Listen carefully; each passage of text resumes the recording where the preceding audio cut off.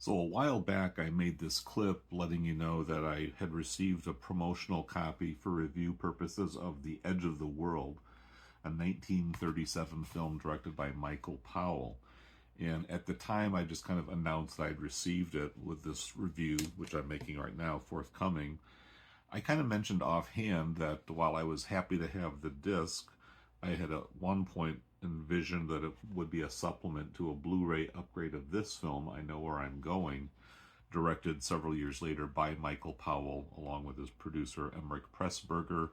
Powell and Pressburger, the Archers, great contributors to the legacy of British cinema. However, I have to eat some words here because there's really no way that this film would have been given its due justice if it had just been tacked on as a supplement or a disc 2 or whatever in an upgraded version of this, which is only available on DVD through Criterion Collection. This is an astonishing movie. The reason I thought it might have been more suited as a supplement was that it was Powell's kind of directorial breakthrough.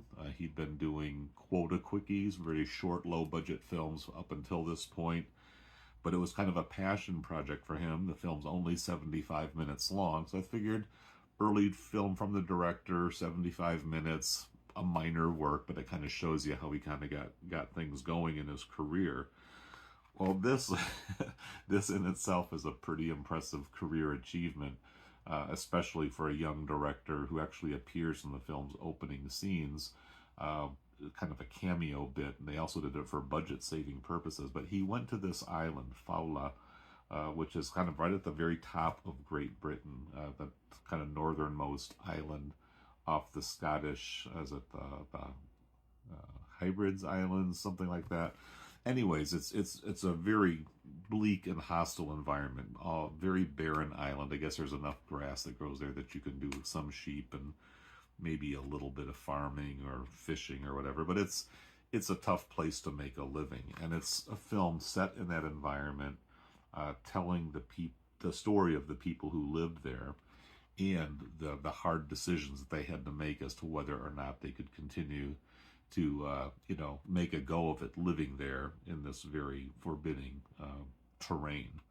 And I'll tell you what, the filmmaking is really impressive. The camera placement, if you're thinking of 1930s movie technology, on these incredibly steep and unforgiving cliffs. I'll show you the trailer. You'll see a little bit of the scenery, but really the trailer doesn't even do justice to the amazing, just the composition of shots and the beauty, the stark visual beauty of this film. But let's go ahead and take a look at the trailer, and I'll have a few more thoughts to say about the movie itself. All right, let me start by saying this trailer is a feature on the disc, but it was not fully restored. It's a decent transfer, but it definitely looks like an old film from its time. You can see a lot of the scratches and marks even on this image recorded off of my TV. The main image of the feature film is beautiful, crisp, clear, silvery nitrate glow. A very, very nice job on the transfer.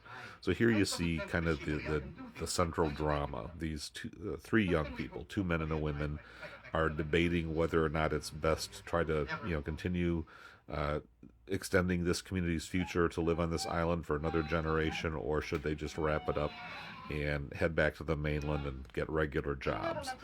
There's also some romantic tensions as the two men are kind of vying for this young woman's affection, and also her loyalty, because she's part of that future generation, right? She's the one who may give birth to a child and continue the legacy of this little community. And there's the father of the young woman.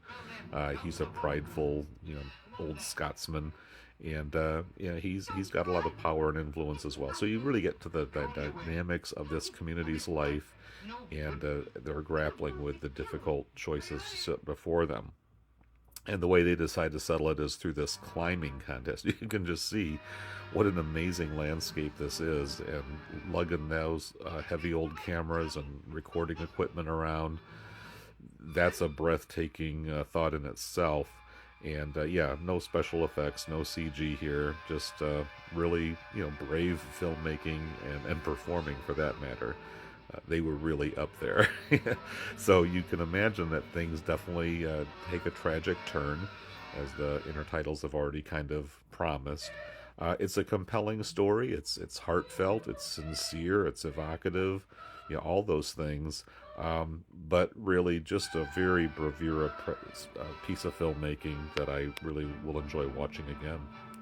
Now, the other thing that makes this disc worth considering as an addition to your library is that it's got a lot of really excellent supplemental features. There's a commentary track featuring Daniel Day-Lewis, who's reading some of the memoirs of Michael Powell.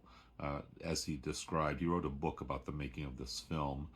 There's also commentary from noted film critic and scholar Ian Christie, and then also input from Thelma Schoonmaker, who is the editor who's been working with Martin Scorsese for the past 20 years. Of course, she's very highly regarded for her work on the recent release, Killers of the Flower Moon. But she was also married to Michael Powell, not at the time of the making of this film, but she married him later on in life. So she has a very personal knowledge of him and what this particular film meant to him.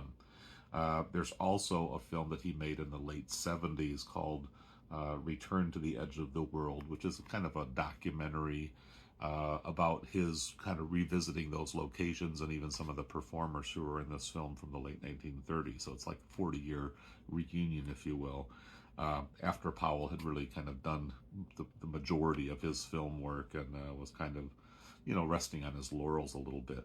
So there's also an interesting World War II short film that Powell directed, and home movies with Thelma Schoonmaker's kind of giving some narration. So a very robust full package. And again, this movie, because it's short, because the beautiful cinematography, is definitely rewatchable. Watch it once for the fresh take, watch it again for the commentary track, and then watch it again down the road, because it's really just such an exquisitely beautiful film from 1930s England.